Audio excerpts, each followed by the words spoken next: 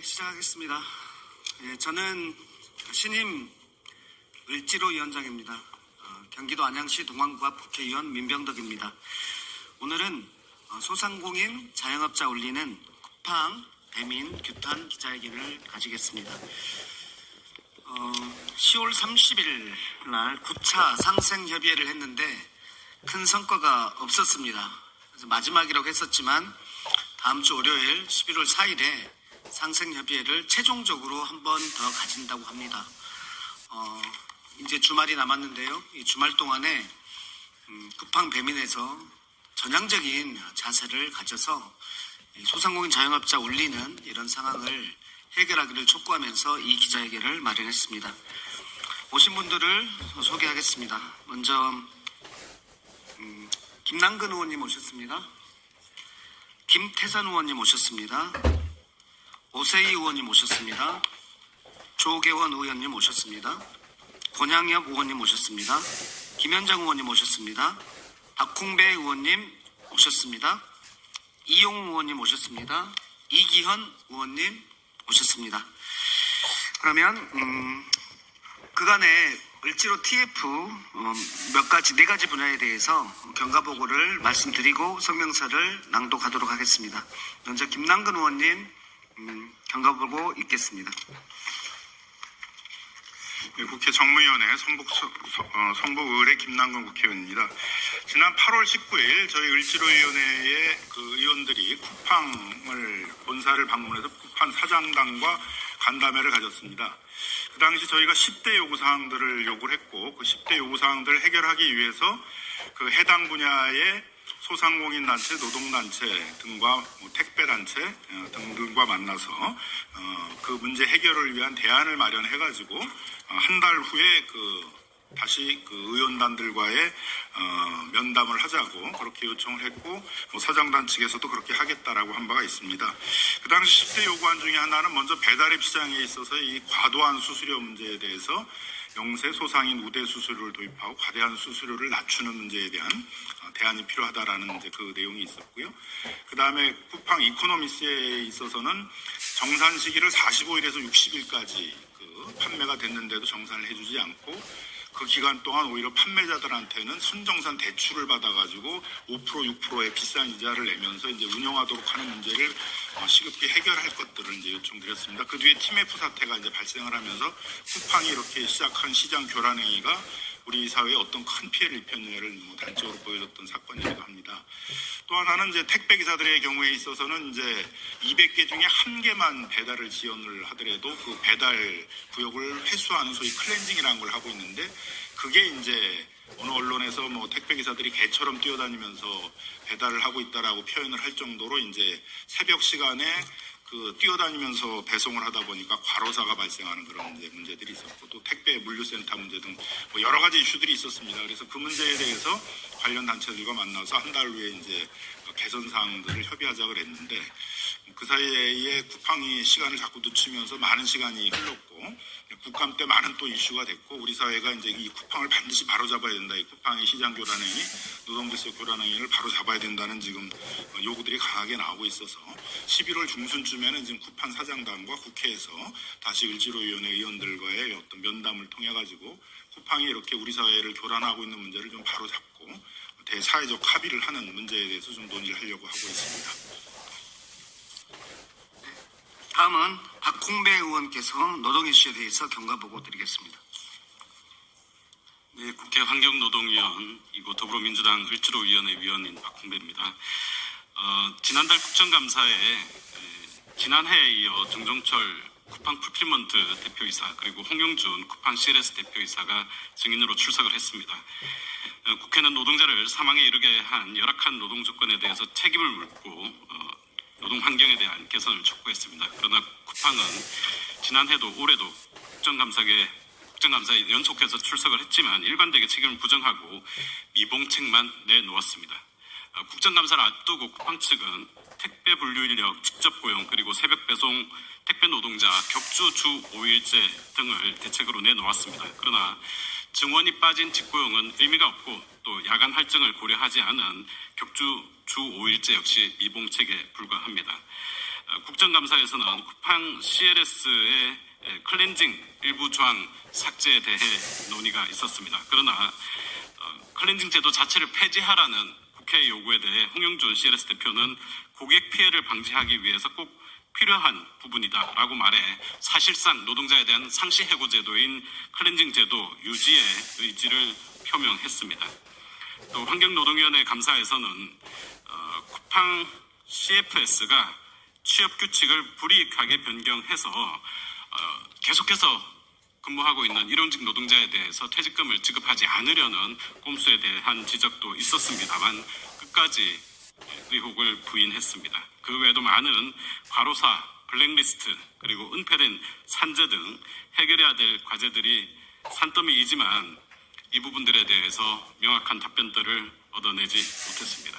결국 이러한 택배 노동자들의 과로사 문제를 해결하기 위한 사회적 대화 문제에 대해서도 제가 확답드리기는 어렵다라고 답변을 했습니다. 여전히 쿠팡은 노동자들을 연료 삼아서 로켓 배송을 하는 살인 기업입니다. 스스로 개선하지 않는다면 국회가 야간 노동을 규제하는 입법을 할 수밖에 없습니다. 소상공인 자영업자를 넘어 노동자까지 울리는 쿠팡의 이러한 행태는 반드시 바로잡아야 합니다. 쿠팡에서 일하다 죽어가는 사람들이 더 이상 없도록 죽음을 부르는 로켓 새벽 배송으로 인한 문제를 인정하고 근본적인 해결책을 마련하도록 더불어민주당이 끝까지 함께하겠습니다. 그리고 이 모든 문제의 원흉 악덕기업주 김범석에게 반드시 그 책임을 묻겠습니다. 이상입니다. 네, 다음은 우리 당 신임 소상공인위원장이신 오세희 의원의 발언이 있겠습니다.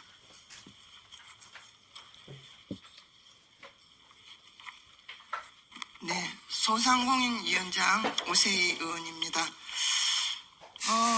이제 배달 플랫폼은 선택이 아닌 필수입니다.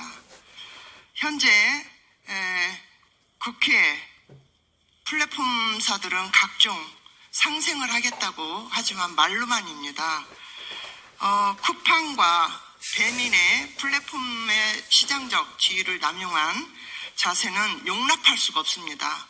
앞으로 760만의 소상공인들 자영업을 목소리를 무시하고 상생을 하지 않으면 저희는 끝까지 싸울 것이고 성실하고 상생하는 마음이 꼭 필요합니다. 앞으로 배민, 플랫폼, 배달앱들은 꼭 상생을 하는 자세를 보여주시기 바랍니다. 감사합니다. 다음 성명서 낭독하겠습니다. 조계훈 의원님부터 성명서.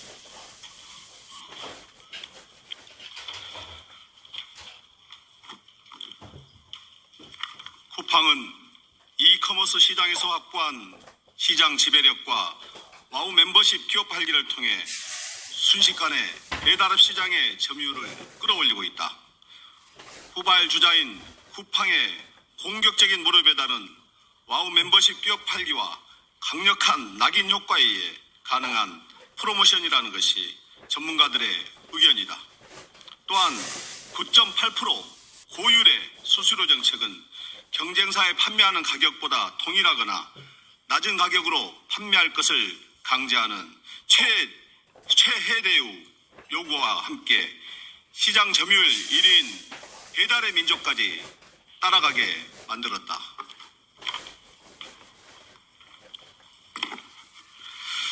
수수율이 낮은 배달업은 소상공인들이 판매 가격을 낮추거나 더 많은 서비스를 제공해 수수료율이 높은 배달앱에 비해 경쟁력을 갖추는 것이 시장의 원리이나 쿠팡은 경쟁사에 판매하는 가격과 동일 또는 유리하게 가격을 책정하고 이를 준수하지 않을 경우 와우 배지를 박탈하여 광고 노출에 불이익을 주는 방식으로 높은 수수료율을 유지하면서 경쟁사의 경쟁 우대 가능성을 배제하였다. 결국 배달의 민족도 수수료율을 쿠팡과 동일한 9.8%로 인상하였고 최해 대우와 자사 배달을 강화함으로써 무료 배달에 뛰어들었다. 산업통상자원 중소벤처기업위원회 권양립입니다. 더불어민주당 을지로위원회는 이러한 쿠팡의 시장 교란 행위를 바로잡기 위해 쿠팡 바로잡기 을지로위원회 TF를 구성하고 오는 8월 쿠팡 본사를 항의 방문하였다. 당시 쿠팡 강한승 대표이사는 을지로위원회 소속 의원들에게 민생단체의 의견을 검토하고 한 달 후 결과를 보고하겠다고 약속하였다. 그러나 아직까지 강감무소식이다. 이렇듯 쿠팡은 국회까지 무시하는데 소상공인들에 대한 태도가 어떠할지는 불보듯 뻔하다. 국정감사를 통해 을지로위원회 소속 의원들은 쿠팡의 최해 대우 요구에 대해 집중적으로 지적하였고, 이에 놀란 쿠팡은 슬며시 최해 대우 요건을 완화하였다. 평택시병 부현 김현정입니다. 배달의 민족도 쿠팡의 시장 교란 행위로 인해 어쩔 수 없이 따라갔다고 변명만 늘어놓고 있지만, 쿠팡이 가게 배달과 동일한 판매 가격을 요구하는 최애 대우를 폐지한 이상 국정감사에서 시장의 공정한 경쟁을 바라면서 수수료 인하와 우대 수수료율 적용 대상을 확대할 의사가 있다라고 답변한 약속을 신속히 이행해야 할 것이다. 네, 인천 서구국회의원 이용호입니다. 정부 역시 이러한 책임에서 자유로울 수 없다. 쿠팡의 최대 요구에 대해 공정위는 올 초 문제없다라며 쿠팡의 시장 교란 행위에 대해 면죄부를 준 결과 배달앱사들의 수수료 인상과 불공정 거래 행위가 촉발되었기 때문이다. 또한 자율규제 도구마에 갇혀 팔짱만 낀 채 뒷짐만지다 여론이 들끓자 부랴부랴 배달앱사들을 압박하고 있는 이 상황을 소상공인들은 분노에 찬 시선으로 바라보고 있다. 상황이 이러함에도 온라인 플랫폼법을 제정하지 않겠다는 공정위는 여전히 자율규제를 포기하지 않겠다는 심산이다. 네, 울산 동구 김태선입니다. 더불어민주당 을지로위원회는 쿠팡과 배달의 민족에게 강력히 경고한다. 마지막 상생협의체에서 소상공인 단체와 협상이 결렬될 경우 을지로위원회는 수수료 상한제와 우대 수수료를 내용으로 하는 온라인 플랫폼법 통과를 신속하게 추진할 것이다. 또한 쿠팡과 배달의 민족의 불공정 거래 행위에 대해 공정위의 직권조사를 촉구하고 끈질기게 감시해 나갈 것이다. 2024년 11월 1일 더불어민주당 을 지키는 민생실천위원회 국회의원 일동. 네, 수고하셨습니다.